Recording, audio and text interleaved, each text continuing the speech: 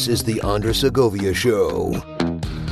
Greetings, everyone, and welcome to the Andres Segovia Show. I'm your host, Andres Segovia, and today I have a very special guest. He is the CEO of Ranger Candy Coffee Company, Lary. Lary, introduce yourself to the audience who may not have heard of you.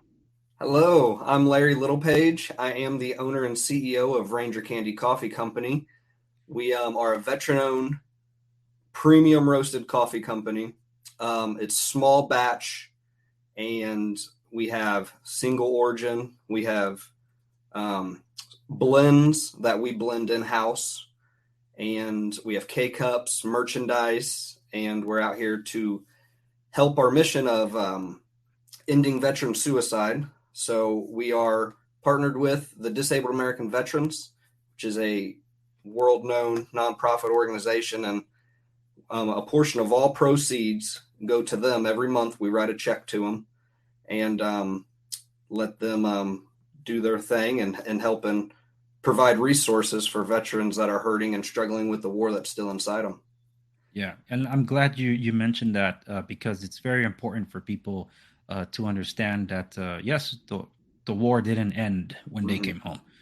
And as a suicide survivor myself, 5 attempts, I know what the silent struggle that people feel they struggle alone in. And there is something you shared publicly in Gab that I want to touch on a little later in the program, because that's very powerful that people need to know about. And yeah, we'll get to that. So I have to ask the question, since there's probably outsiders like me that didn't serve, but respect the armed forces. The name Ranger Candy, what inspired that? We get this a lot, and I get a lot of hate mail asking why don't we have candy on our website. So it's a military term. It's Motrin, ibuprofen.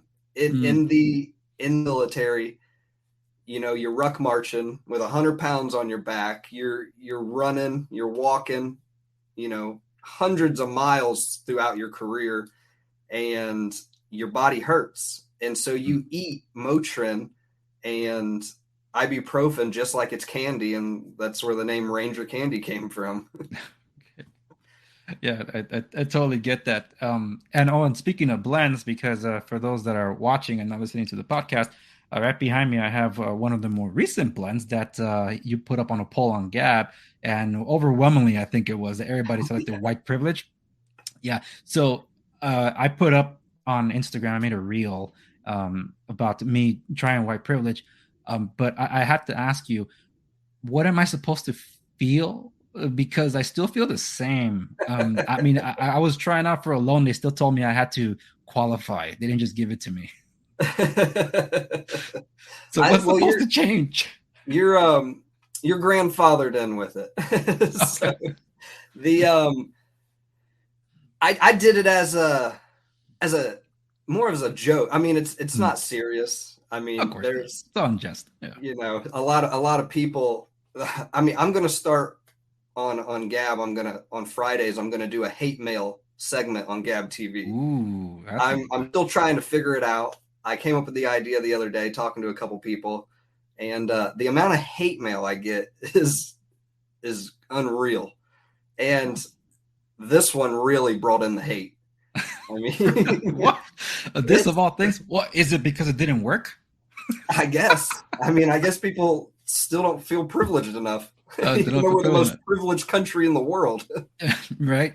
Yeah, because I ended up buying the White Privilege card from the Hodge twins, and I didn't read the fine print. It said it didn't work on college campuses or anywhere in California. So I'm like, great, I'm in California. It doesn't work here. But I did buy the oppressed race card. So I did get that one, and I guess that works. I don't know. So, yeah, no, but it's all about branding, marketing. You know, it's I think it was a marketing play. I think it worked. I just think, you know, in 2022 we should all be able to laugh. It doesn't matter what it is, you know. Yeah, and I just did a creators stream just the day before we're recording this. It's the first time I actually do it. It's the 3rd anniversary since I rebranded my show, The Andres Segovia Show. I've actually been doing this for 19 years. It started as a newsletter, morphed into a blog, podcast, and eventually video content when I was covering tech. And most of the time I did political commentary, analysis, and things like that. But at the same time, I did something that was fun, like covering film music or movies that I enjoyed before everything, went to the crapper as things are now. But that's because you can't just be raged about politics the whole time. And honestly, if you're distracted by Washington and not knowing what's happening with your state legislator or at the municipal level, that's what's impacting you immediately. And people just that kind of miss that. So yeah, like you said, you have to be able to laugh. That's why for my 3rd anniversary, you know what? I'm going to do something different. And I want to talk with other content creators that may or may not agree with me. I had 3 creators on, and we had a good time. At the very end, he asked me, "Hey, are you going to do this again?" It's like, I'd love to, just because it's fun. Right. We don't really have to be like in rage mode the whole time. It's good to have good conversation and just see other people's point of views. Yep, that too. Just like you said, we don't have to get mad because someone else thinks differently.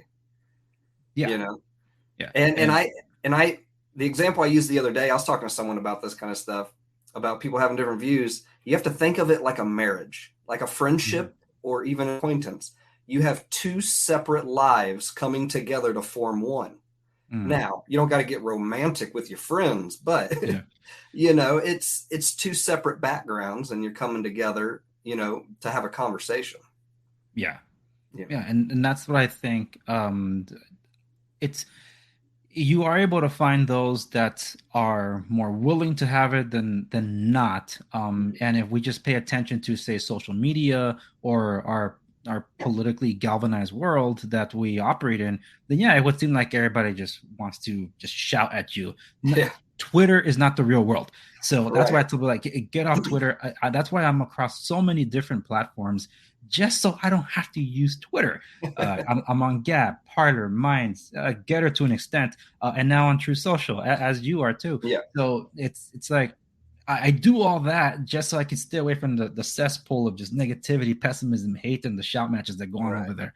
It's been crazy. But hate mail, that's going to be interesting. You put that up, you better send me the link because I want to check it out. Yeah, for sure I will. Because then I do a segment called Andres Reads supporting comments on Instagram. Yeah, it's like the equivalent of reading mean tweets. and I have family and friends that get so angry, and they're like writing to me and messaging me. It's like, how dare they say that? It's like, hey, it comes with the territory. People are hiding behind Avatar. I dare them to say it to my face. I doubt they ever will. But they're social justice warriors or keyboard warriors. And they know that you might not ever run into them. So that's what they do. And the thing, there are people who would never have a voice if it wasn't for the internet being invented, because they would never say it to someone's face. Yeah, exactly.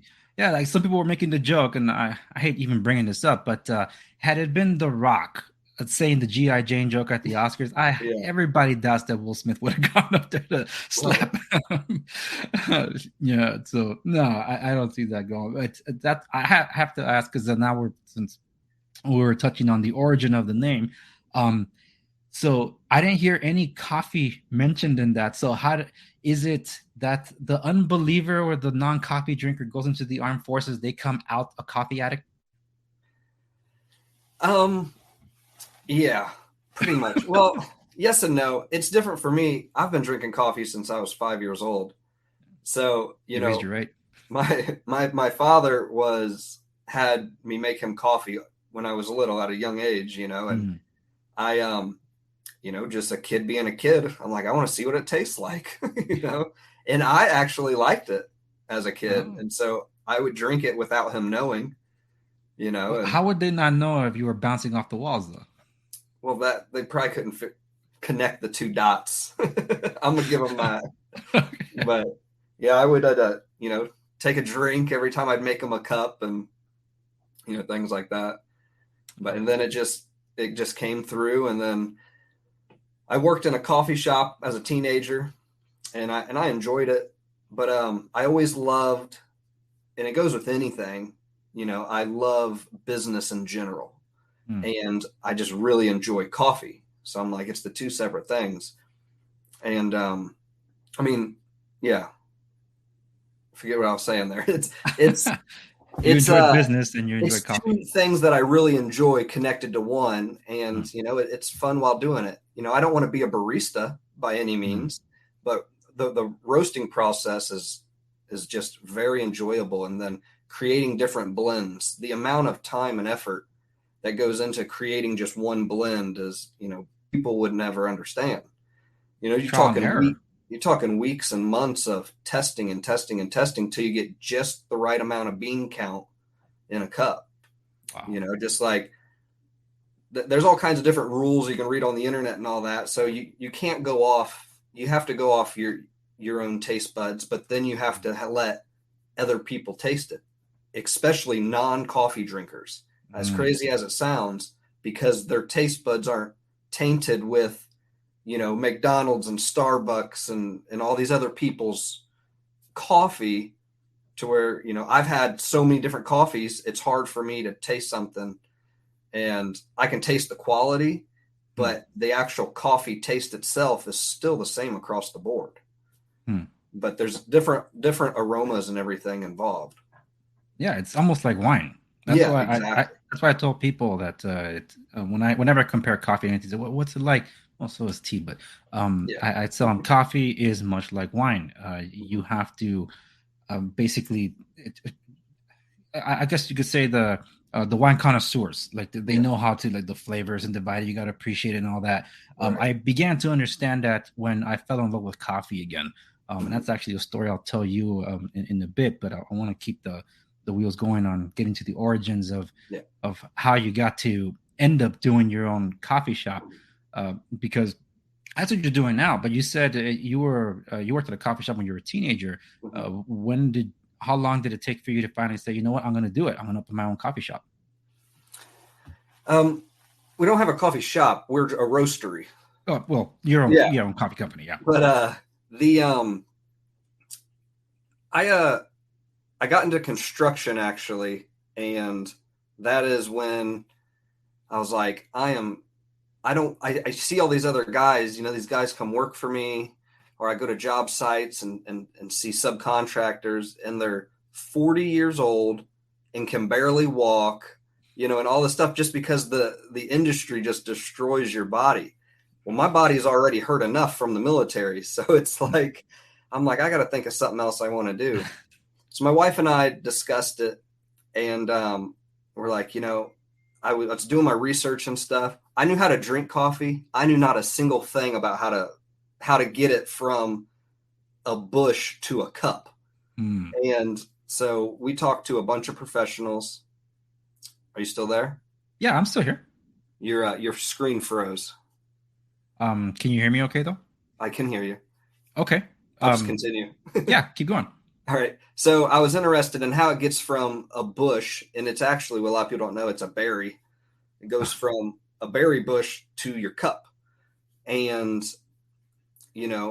how things are made really intrigues me. I love watching and seeing how things are made, and just the process of going through and what it takes to a cup of coffee is just very enjoyable. So we discussed it in 2018. Then the fire that was under me to get me going was somebody told me that I couldn't do it. Oh. And boy, were they wrong.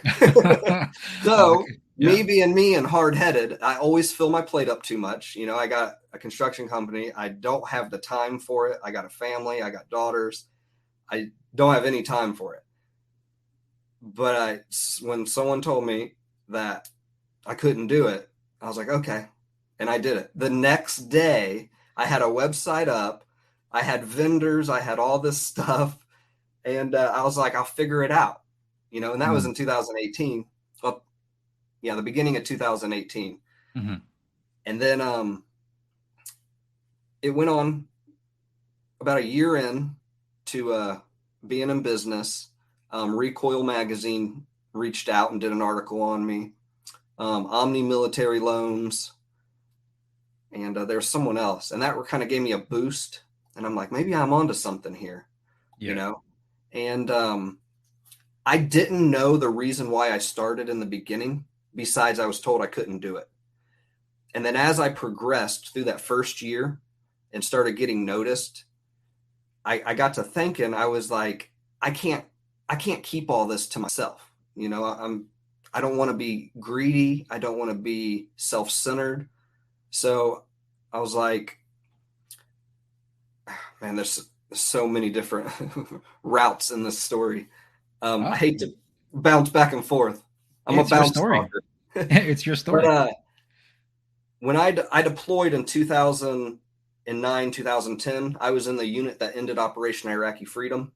And they say that the worst times of war is the bloodiest times of war is the beginning and the end. And we ended the war, and it was probably some of the bloodiest bloodshed in the war. And I lost a lot of friends, and so did a lot of the people around me. So when we came back, we lost about 15 guys to suicide. That's awful. And it's always hurt me. And every year we all get phone calls. Hey, so-and-so passed away. He killed himself. And this was in my, like I said, now I go back to my story about starting the business. I just had enough. I was in my first year of business. I'm like, I'm finally to a point to where I can make change because I have something I can make change with.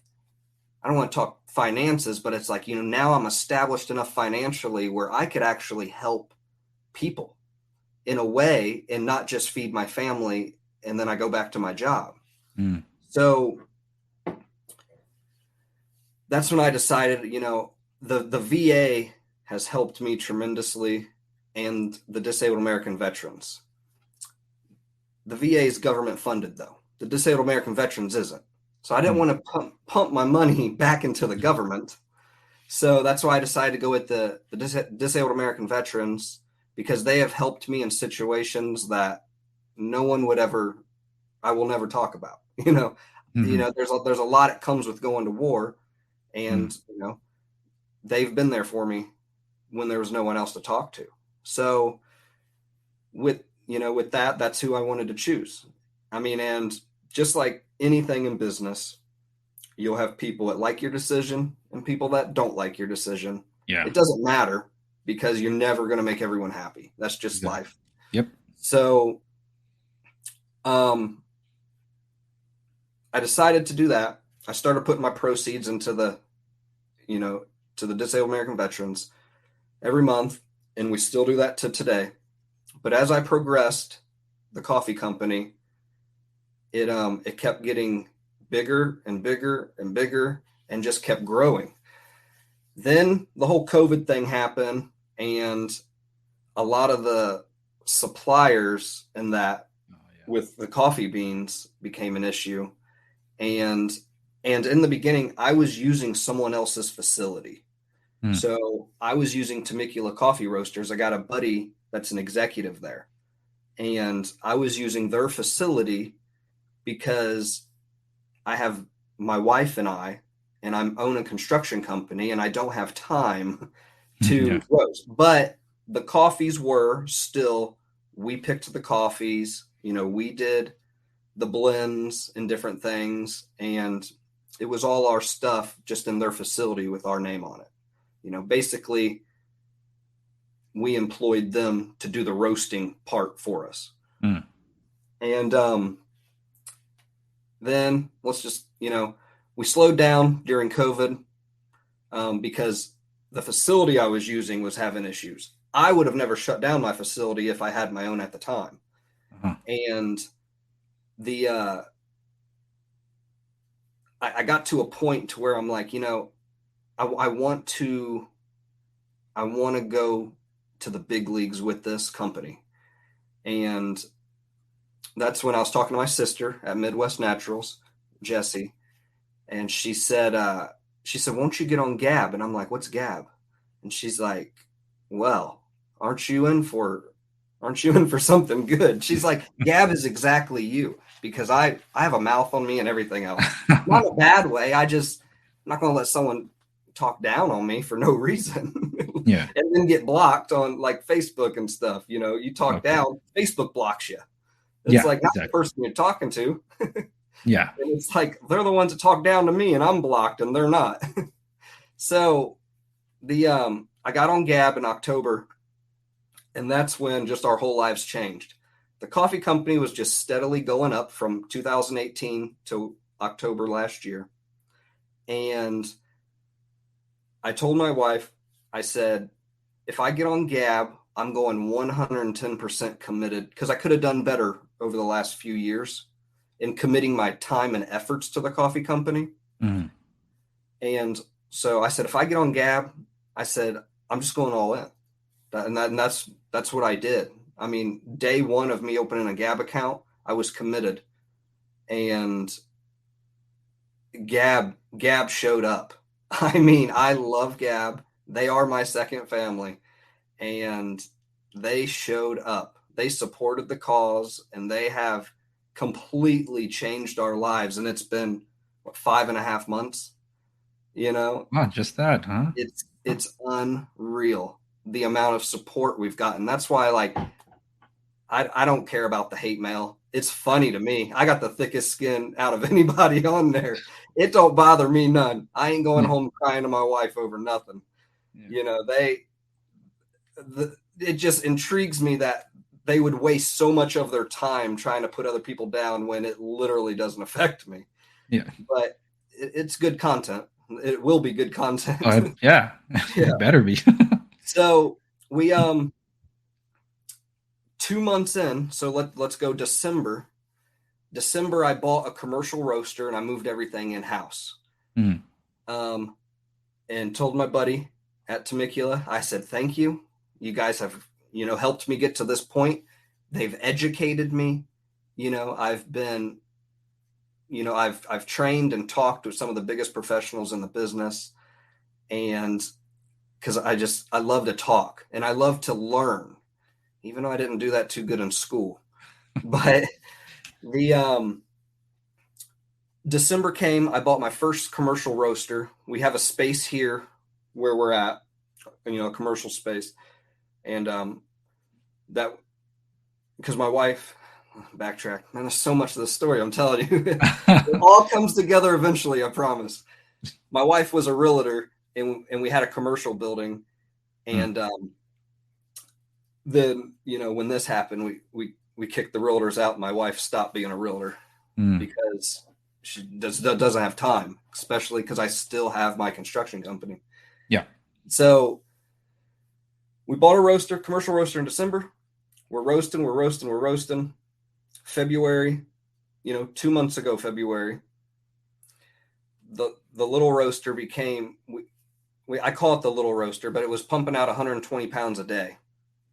And we outgrew it immediately, 2 months in, 60 days. So I had to up it again, and I bought a larger roaster. And now where we stand right now is we can put out 600 to 700, if I push it, pounds a day. And a day is an 8-hour work shift. Yeah. And I'm working on my last house, and I got about 60 days, probably 50 to 60 days left on my last house right now. And then I'm retiring from the construction business. Wow. And it's going to be coffee full time. That's awesome. The way I look at it from a business standpoint, because like I told you, it doesn't matter if I'm selling Easter baskets. Like, I love business. I love the journey. I love the process. It's just, me and coffee are like a married couple. So I have to do coffee. Yeah. But what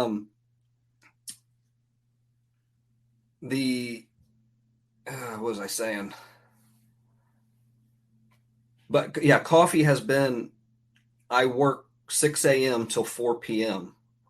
And then I get off work and do coffee from about 4:30 to 2 a.m. every day. So now it's like, I really got to get this house. I got to pick one or the other, or I'm going to burn myself out, or one of the other. And, my family misses me. My kids are like, are you going to come home anytime soon? And I'm like, yeah, you got to understand the bigger picture. They're too young to understand the bigger picture. Yeah. We got a 4 and a 5-year-old daughter and daughters. And it's just, I can't stop. It's addicting to work and be in business. And it's just time. I feel it. I had a real heart to heart with myself this past week. It's hard to get out of the construction business because I've been in it for so long, Mm-hmm. and I've done incredible things with it. I mean, and it's really fun to see somebody's dream on paper and make it a reality. Yeah. I mean, and seeing the happiness and joy in people's dream homes, and in them because they have their dream home. And I'm going to miss it, but I think, in my heart, I feel it's the right call. My heart isn't in it and like it used to be ever since I started the coffee. So, I'm just going to flick coffee beans for the rest of my life, I guess. Yeah. Yeah, and through it, hopefully, also spending more time with the family. Because as I told you before we even started rolling, I too do multiple businesses, primarily being construction. Mostly right now is renovation, more than actually building from the ground up. Right. Anybody in California would know that technically, single family homes are outlawed as of this year, or a zoning at least. You can still kind of build one, but zoning has been. Single family zoning was removed because of its racist history. So okay, California, come on, not too surprising, but but I do get that from my kids. I have three. My daughter just turned 9. My son is on his way to 7. My youngest is 4. And what isn't common knowledge is that I'm actually having a 4th. So, oh wow, congratulations! Yeah. Thank you. That's so, awesome. Yeah, it does weigh on me a lot when leaving from work, they're asleep. Coming home from work, they're asleep. We just missed out. And a buddy of mine that just got deployed, and he's my age. I'm 37. He's just about a year or two younger than me. His kids are all grown up, but this is a different deployment for him because his kids are grown up, and he already missed out on them growing up. And now it's like now they're adults. I'm going to miss out on what they're achieving now or on their way to adulthood. So it hits different for him because he's basically missed out a lot, and not entirely by choice, by necessity, unfortunately. But yeah, I'm wishing him well out there. We talk every 2 weeks or so, just keeping in touch. But yeah, it does weigh down, and that's something that people sometimes miss from us small business owners, because the way I describe a business, you describe it as a marriage, and I actually describe it as an infant child that never grows up. It needs your attention 24/7, and it's amazing how much of your life is spent in business. And when it's a small business, it's hard to switch off the work and be family at home and be personable and not have the business stress drag you. Because my wife, early on in our marriage, she was working with me. Our marriage would have ended had she worked more than a year with me. It's like this is not going to work. So she ended up working somewhere else before she became a full-time stay-at-home mom. And it's been the better for it. I made enough for both of us in California, believe it or not. So it was good enough, and even with kids. So she recently started working in the office again, and it's been a whole different experience. We're partners now, and it's so awesome. So it's wonderful to see that synergy. My wife was a school teacher in California for 10 years. I saved her from California. So when I met her, I said, "You're out of here." I'm originally from Cincinnati, Ohio. Oh, okay. And I lived in Seattle for 8 years while I was in the Army. And I've lived everywhere just because of the military and work. I go coast to coast with my construction company. I'm not centered to just right here in this little town. Actually, the only work I do in this town is for my own houses. I'm not to the public here. But the whole with my wife, she was a realtor, and then, I'm doing the coffee thing. When she came here to Arkansas, we came here, she became a realtor. And then I was like, I need you at home. I need someone on the home front because I'm so busy. And so she's a stay-at-home mom, and she homeschools our daughter, our one daughter. Our other daughter lives in Ohio. So I have 2 daughters, one with my wife and then one from a previous relationship. I see. But we go up to Ohio every month to see her. But but yeah, like you're saying, it becomes stressful until you figure out your places, and that's what I'm working on now, because this, like, the coffee company has grown so fast, and it's not to brag about it, it's an accomplishment is what Yeah. is the way I see it. And a lot of people get mad about other people's accomplishments, and it's actually quite sad. Mm-hmm.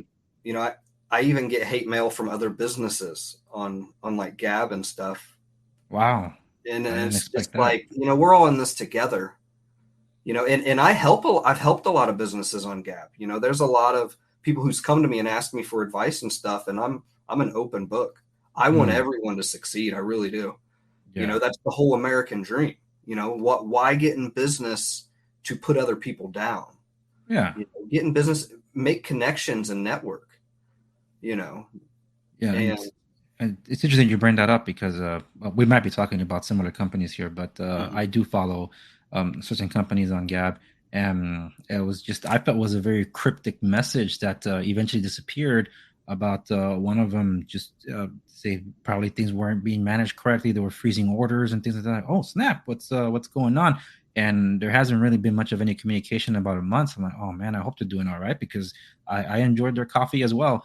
Yeah. So it's not like you said, it's not to brag, but it's also Right. an accomplishment in of it itself. Is Right. that there's a lot that goes into this, Mhm. sacrifices, blood, sweat, tears, no sleep, and all this. You miss out on a lot. That's part of the sacrifice, because you're Yeah. trying to build something that becomes a livelihood. And I love this line from The Good, the Bad, and the Ugly. Mhm. It's if you must work for a living, why do you kill yourself working? So that's kind of why I do my show, which is this is probably my 4th job, you could say, because Yeah. being a content creator is full time, and you got to be on social media to promote it and make connections and set up meetings like this, and that also takes time. Yeah. But I did this as a way to find enjoyment in what I do, because even though I'm good at what I do for my other work, it's boring. It can be stressful. And at times I hate it.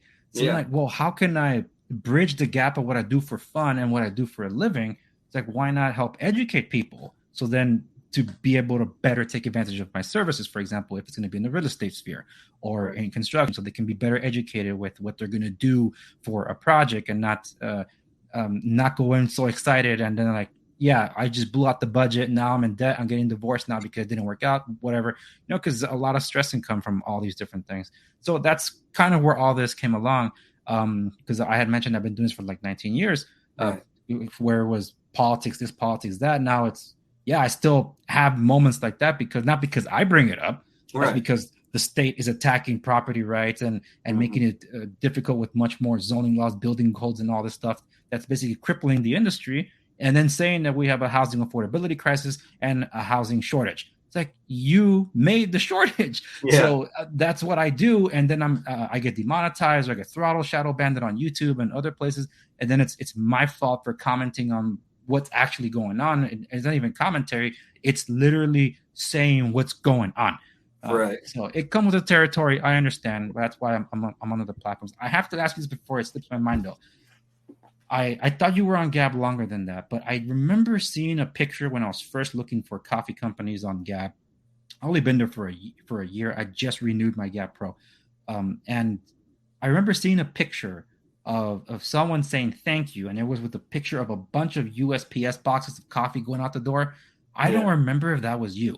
That was us. That was man, that was seems like forever ago. 5.5 months wasn't that long ago, but I feel like we have caffeinated Gab for like 10 years, it feels like, because the amount of, that we've done, we're at almost 2,300 orders. Wow. And thanks to Gab. And yeah, that was us. That was, we had a day where we had like 140 orders in a single day. That was our biggest day.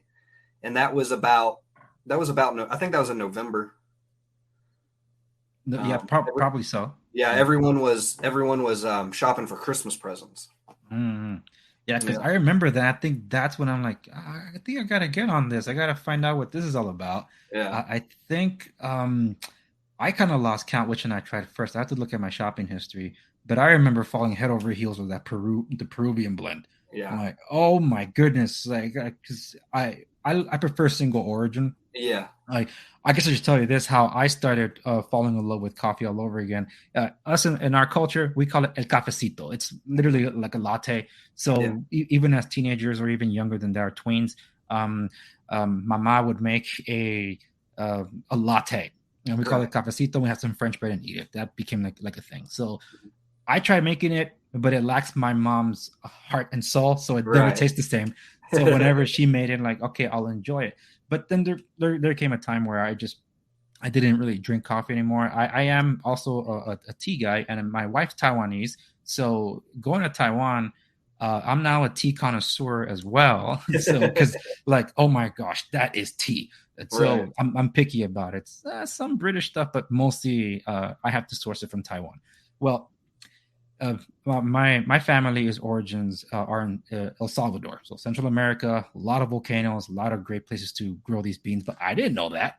So whenever I traveled back in the day, my parents would tell me, do not drink the tap water. Do not just don't drink the tap water. Well, I made sure I was careful. It was 2006, so it was just like a father-son trip we made down there, and we were visiting different homes, and I was very careful not to drink the water. Someone offered orange juice. She didn't say it was Tang, so I assumed it was, freshly squeezed orange juice. Right. And I'm like, well, this is really good orange juice. She's like, okay, I'll make some more. And I see her busting out the water from the faucet and then putting some like, oh no. Yeah, I ended up getting sick. Amoebas were in that water, and it really shot my digestive system to hell. So the following year, when I visited friends in Guatemala, I went to Antigua, Guatemala, and you should know this very well since you're into coffee, right? At least you should. So when I went down there, I made sure that I was not going to drink, not even the fountain sodas. Like, nope. If it's a bottled water, it has to come from a trusted source, because you can't just trust bottled water either. And everywhere I went that didn't have any bottled water and I didn't trust their fountain sodas, I'm like, fine, I'll have a coffee. So everywhere I went, I was getting coffee. And then the last day, a bunch of friends and I, we went over to Antigua, Guatemala, and I don't forget the name of the place. It's called the Hotel Real. It's like a 400- or 500-year-old Spanish hotel. Wow. And I sat there and I asked for a coffee. I took the first sip, and I literally remember just doing this because I'm talking to other people, and just like everywhere else has been, I just take a sip and then we just continue the conversation. But I did this, and for the first time, if anybody's seen Ratatouille, it's like the world stops and you're like, whoa. And I just turned in Spanish, I told her, excuse me, what coffee is this? It was the first time I had like that euphoric experience with coffee that I never had before. Yeah. And it's like, it's from these hills back here? It's like, yeah, we just get it from over here. Like the finca is right there. Like, holy smokes, it's the closest I've ever been to the origin of the coffee. Right. I took a bag with me home. And that's where it began for me. It's like, I got to get into this, to study it more. And yeah, now I'm very picky with my coffee. If I have to settle for like on the go, like, fine, I'll tolerate McDonald's. I'll never go to Starbucks. Over here, we have Coffee Bean and Tea Leaf. You might have heard about this one. They don't have as many locations anymore, but whenever I spot them, like, okay, fine, I'll tolerate that. But I have to go find some of the hipster joints to get a good cup of coffee, and if I don't get a source from somewhere else. So that's why it's good that your company also does coffee subscriptions for those to never miss out on coffee, or they'll experience that horror story you shared this week with Gab. You're out of coffee. That's the worst horror story you could ever have, being out of coffee. Yeah. So, well, that's the long and short of my adventure to fall in love with coffee. And when I ordered my first cup of Ranger, my first brew, I think it was ground coffee, because there's another place I sourced it from called Black Mountain Coffee. Shout out to them. They're in Idlewild, California. They ship throughout the country as well, but it's because it's a small town up in the mountains, and I have friends that live up there, and they're very well acquainted together. And they're one of the few that provided roast from El Salvador. So I'm like, oh, this is awesome because it's really hard to get something from my place. Because I literally traveled to El Salvador for a weekend and I made sure to go up that volcano, Cerro Verde was called, and come back down with a bag of organic coffee because I needed to bring it back here. But yeah, it's going to the source or at least single origin. I enjoy some blends, but I do prefer single origin. And now I understand what the flavors that, as you list out on the website too. For anybody that's curious, go to rangercandycoffeecompany.com. Use promo code AndressaGovia, you get free shipping. And when you go there, I love the descriptions, like what kind of flavors can they expect from the coffee. Because some people like it just tastes like coffee. It doesn't. That's when you know they got to train their palate. But I remember one of my last orders from Black Mountain, I made a mistake. I ordered whole bean by accident, and I didn't have any way to grind it. So when it got here, I'm like, what do I do now? Buy a manual burr? I don't eat them. And it's like, is this what they mean by Ranger Candy? You just eat the bean? That's what I thought. Yeah. So then I'm like, oh, I get it. I'll just buy a manual burr. So now I have an electric burr too, just so I could do more. But it's changed the way I do coffee. I had to. I even upgraded my machine. I don't use K-cups anymore, just because I'm gonna take the time because the coffee's worth my time. And here's a shocker: I haven't had coffee today. I haven't had time. But as soon as we're done, I'm gonna get my coffee and enjoy it while I'm having dinner, because I'm overdue for that. Yeah, it's. I did have to ask this because I came across in doing a local search. I love supporting local small business owners, support local. And I source my coffee from multiple different places. Ranger Candy is one of my mainstays. It has to be on my shelf now. That's what it's become. So kudos to you and your roasting. I appreciate it. I discovered that there was this Anaheim, like for me and my local, like Anaheim roasting company. I never heard of these guys. That's because they don't have a location. They just do a pop-up shop in some of these flea markets, and that's it. Wow. But they can do online orders, and they're small enough where you can order as they can roast it after you order. So like, oh, okay, cool. So small batches and that small. Husband and wife duo, veteran-owned company as well. So that's why I kept thinking, what is it about a lot of these coffee companies being veteran-owned? So I like it. There must be another like history of coffee that it's a part of the daily life. It's what kept all you guys going out there to put up with all the abuse, it seems, and the turmoil you guys face. And that's the thing, when you're in the field or you're deployed, it's a lot easier to get your hands on coffee than it is energy drinks. And energy drinks, you don't want to dehydrate. Pump your body full of monsters or Red Bulls. I mean, you're probably going to turn into a raisin. That's so true. At least with coffee, you get a little hydration. But that's true. It keeps you going. Yeah, and I think that's why so many that came back. I noticed, and that's a good trend actually, because it's always interesting to see people roast differently, even though it might be the same origin, but they roast it a little different and they extract a different flavor from it. Like, oh, that's cool. So that's giving me license to try explore some more. And I have enjoyed that exploratory work and in seeing how other people experience their coffee. But I did find it interesting that every time I picked a coffee company, it said veteran owned.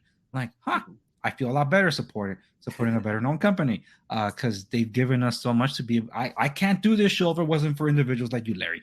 If it wasn't for people like you or people like Mark Geist and the other GRS guys, because like some of them come back, they don't know what to do with their life. They don't want to be an insurance adjuster, and they go back.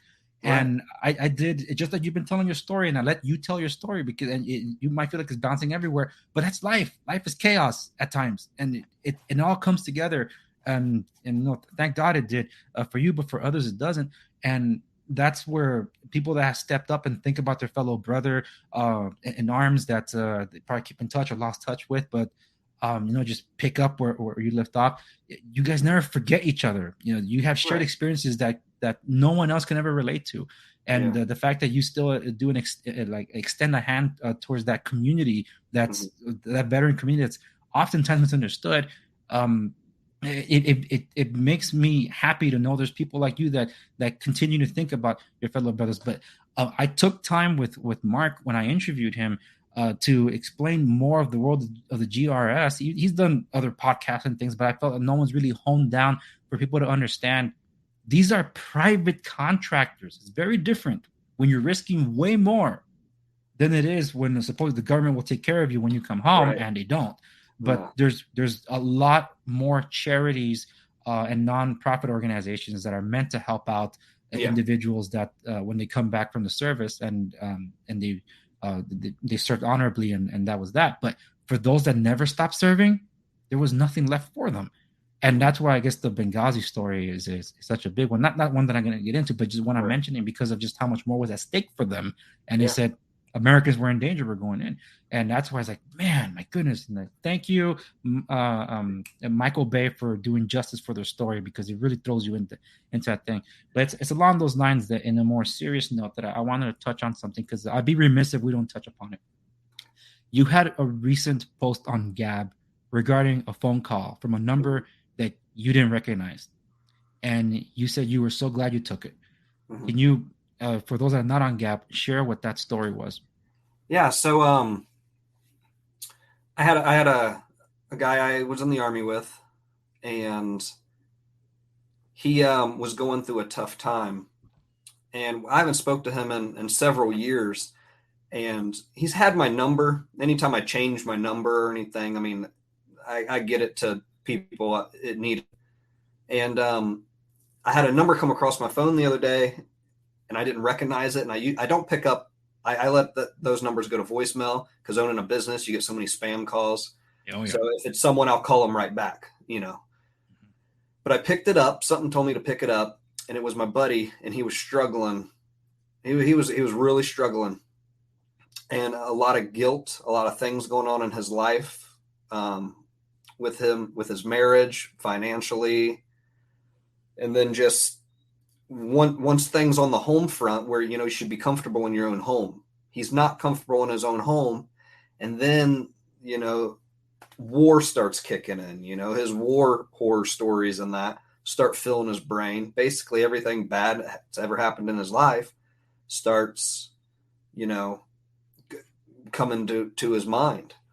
And I'm glad I picked it up, because if I wouldn't have picked that phone up at that time, he wouldn't be here right now. 100%. And that's from the words of his mouth. And I know this guy, and he wouldn't just say that. That isn't like a thing to comfort himself or me. Like, oh, thank you. If you wouldn't have picked up, I'd be dead. But no, I know him, and I know how well he's trained in everything. And it's still, for him to say that, he doesn't just throw that around. So I'm glad I could talk to him. I'm glad we've been in contact since. I've talked to him a couple times since that. I mean, that was 3-4 days ago, and he's doing well. Things are, I told him to pray about it, you know, and if he needs me to, you know, to pray for him on the phone, we'll do it. But at that time, he didn't want nothing to do with any religion or anything. And it wasn't the proper time. So I prayed for him when I got off the phone privately, but he, it's like just that phone call. And then it was 180. Like, I mean, everything changed. Wow. Crazy financially, on the home front, marriage wise, just things that when he was speaking to me, and, you know, I just listened, you know, I let him just talk and say what he needed to say, things that I was thinking to myself, like, you know, those things won't change. And they did, you know, you know, so he's doing a lot better. That's so good to hear. Yeah. Cause, well, it's hard not to bring this up in this topic, because as soon as that debacle of a withdraw, from Afghanistan, like the first thing I'm like, oh my goodness, people call your veteran friends immediately. 100%. And some people they weren't grasping it. They weren't saying, no, call them now. And then the reports of the spike in the suicide hotlines that were just off the charts, and then some of them that are just off themselves. It's like, you don't get it. It's like, even if you don't get it, just call them. What does it hurt? No, It's just, like support the troops. Yeah, you put a ribbon up. What does it hurt to make a phone call? I'll send them a text. Just make the call. And that's the first thing I did. As soon as I was seeing that, it weighed so heavily on me, and my wife knew I was uncomfortable. I was like, "What's going on?" So I got phone calls to make. I got a bunch of calls to make, and I made them. A lot of them were a lot more strong, level-minded. That they were shameful about what happened, but they stayed strong. And like, yeah, I'm calling my buddies. All right, good. I'm just checking up to make sure that you're all right, and just keep that going. And I did a call also on some social medias that I was on at the time for people to know, because just like you said, that one phone call, like, and you had missed that, and just to weigh on you to know, like, oh my goodness, he called me. Just what would that have done? Several years of not talking. It's probably been four years. Wow. Since I've talked to him on the phone or in person. There was a viral video. I don't know if you've seen this one. I have to find it just because it got lost in the feed. I saw this on Instagram a couple of months ago. I think it was the wife was recording from the car. It was at night, and her husband was delivering pizzas to a buddy. They haven't seen each other like in 14 years. And I guess they had finally found each other's phone numbers and locations. But his buddy didn't know that he was the one delivering the pizzas.